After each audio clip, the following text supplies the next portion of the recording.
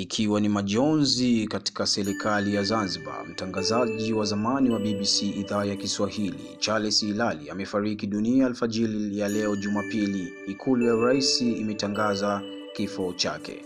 Hilali ambaye amejizolea umaarufu Tanzania na Afrika Mashariki kwa ujumla kwa kazi yake ya utangazaji, amefikwa na umauti akiwa ni mkurugenzi wa idara ya mawasiliano Ikulu ya Zanzibar na msemaji mkuu wa serikali ya Zanzibar.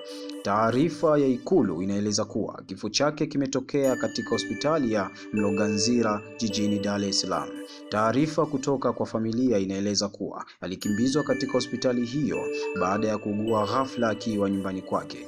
Hilali alijiunga na BBC mwaka 2006 na kuwa sehemu muhimu ya timu ya watangazaji wa habari na pia kipindi cha Ulimwengu wa Soka kinachorushwa na matangazo ya mpira wa ligi kuu England kila weekend.